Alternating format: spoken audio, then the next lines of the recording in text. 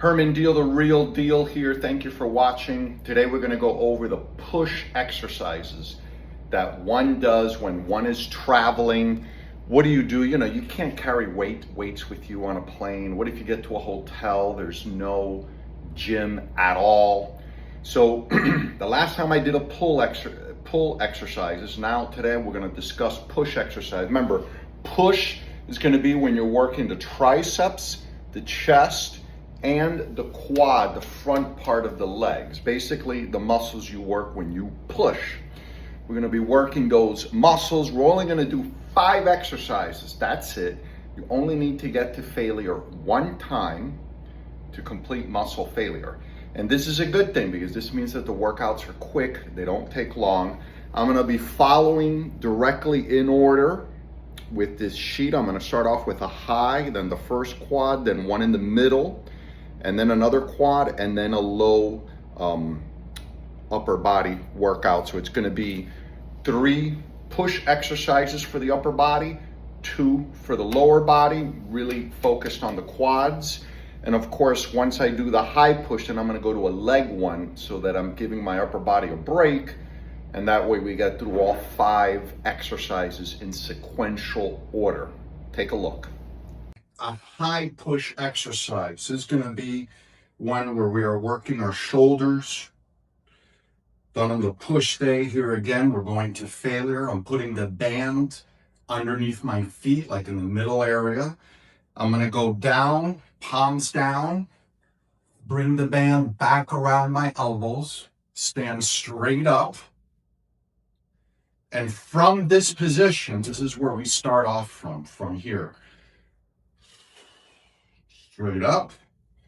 That's a shoulder press, taking 2 seconds to go up, 2 seconds to go down. I'm going up, but I'm not locking my arms and stopping just before they lock. Do this till we go to failure, to a point where we're like, and you can't even bring your arms up. That's the point we want to get to. If the band is too hard, you can also do this kneeling. If you kneel, you put your knees on the band. Now the resistance is going to be less. And here again, we can do it the same way. It's going to be a little bit less resistance here. We can also sit down, and this can fit directly underneath a chair, and we can do it that way also. You can just simply do air squats. You just do them. When you go down like this, the knees are going to go forward. They might be all the way up to the front of the toes. That's okay when you don't have weight. If you're carrying weight, you want to make sure that your knee doesn't go all the way up to the front of your toes, and that could be very bad for your knees. If it's your own body weight, it's okay. So one thing we can do is do air squats, 20, 30. You may want to get to a point where you're really close to failure. You can do that straight to failure. Or what I usually do is I would do like 50 air squats, and then I would go and immediately do a wall squat. Just like this. We want to make sure that the knee to thigh ankle here is about 90 degrees. And what you do here is you just hold this till you fall down like this. That's really going to complete failure. So without even bands, you can do 20, 30, 40, 50 air squats, and then the wall squat to complete failure. Okay, so here we're doing the mid push without any weights, traveling push day. So I'm doing diamond push-ups here, and you can see I have my feet elevated. As if your feet are elevated, that's going to make the push-ups harder. So I got to a number there where I get close to failure, but not quite at failure, because I want to really get to failure when I'm using the band, because that creates variable resistance and you get a better and safer failure.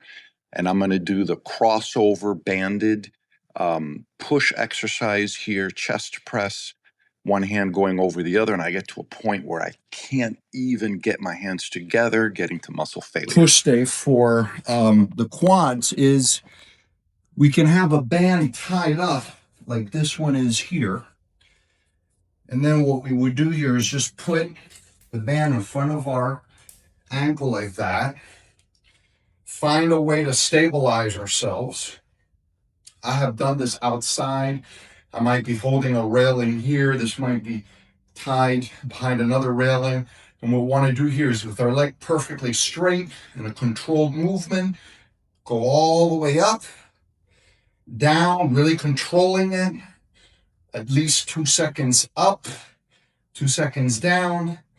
You really feel it here in the quads. Excellent push quad exercise. And by the way, on a pull day, we can do the reverse of that to work our hamstrings. But here I'm demonstrating it to work the quads. Okay, here on a push day, if you don't have any equipment at all, we're going to do now the lower push exercise. The lower push exercise is very important to build out the chest. When you do a movement like this going down, pushing, you're really hitting the lower chest. That's what makes the chest a chest. And also, if you gain weight in men, it's what prevents man boobs. You want it really going down like this is what hits the lower chest muscles, because the downward motion runs with the lower chest muscle fibers. Everyone thinks it's the push-ups. No, it's something like the dip, which is why even if you don't have an area to do a dip, you can do it at home with 2 chairs. You want to have something where you can place your feet on. Here I'm just using a big ball, and this is a bench, but we can use chairs. We can even use a bed, a wall, anything at home. But you want to put your legs out, try to keep them as straight as possible.